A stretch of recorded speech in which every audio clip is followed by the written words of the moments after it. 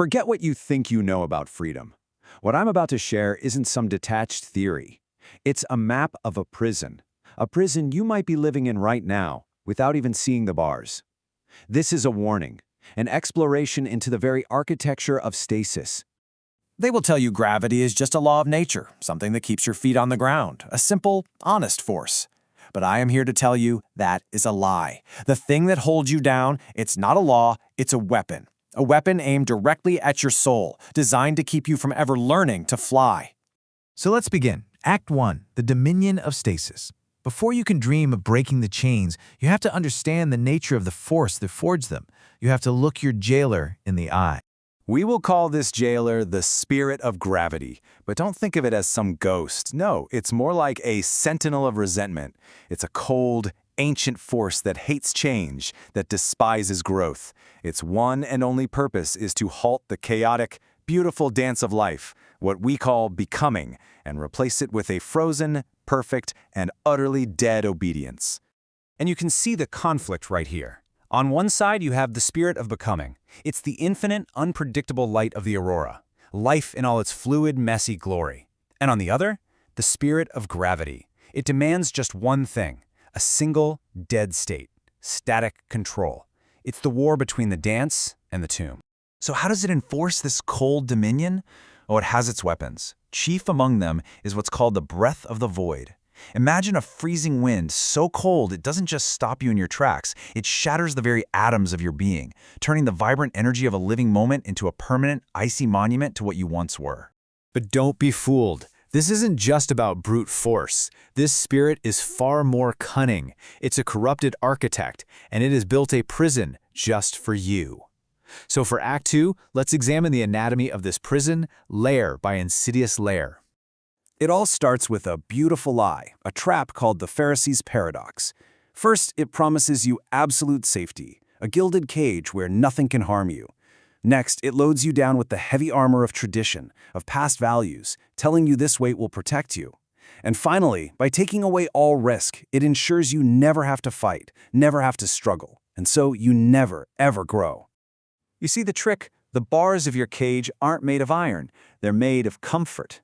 That weight of history, the safety of the crowd, what some call the mud of the herd, it's sold to you as a shield, but in reality, it's an anchor chaining your soul to the cold, hard earth when it was born to soar. And the next layer of this prison? Possession. You see, the spirit of gravity can't create anything new, so it tries to hoard what already exists. It commits a crime against nature. It tries to capture the infinite and lock it inside the finite. It wants to hoard the brilliance of the stars inside a small, heavy, leaden box. They call this the tragedy of the unknown. But look what happens. A star isn't an object you can own. It's a constant, fiery process of becoming. The moment you cage it, the moment you deny its shifting, burning nature, its light doesn't just go out, it curdles. It turns to crumbling dust. That, my friend, is the real price of your static, comfortable safety. These prisons, the cage of comfort, the box of possession, they are strong, yes, but they are not the true source of this spirit's power, not even close. So, where is the master lock? Where is the final chain? And here it is, the most chilling part of the whole design. The strongest prison isn't out there. It was never outside of you. It was forged, piece by piece, inside your own heart. This warden inside you is an internal atavism, a ghost of your own most ancient fears. It feasts on your terror of your own darkness, your own potential. It stands guard over the grave of the person you could have been, whispering that any attempt to change is a betrayal. It demands a suffocating seriousness, treating life like a ladder to be climbed and then kicked away, never a dance to be enjoyed. Enough. Enough of this cold, gray prison. We have stared into the abyss long enough. Now, we learn how to tear it all down. Welcome to the final act, the ecstasy of rupture. The first act of your liberation is the simplest and the most powerful. It is a single word, a declaration of war. You must, with every fiber of your being, refuse. Refuse the cage, refuse the weight, refuse the fear. The second act is violence, a clean, necessary break. You must rupture the walls of that gilded cage. You must shatter the leaden box.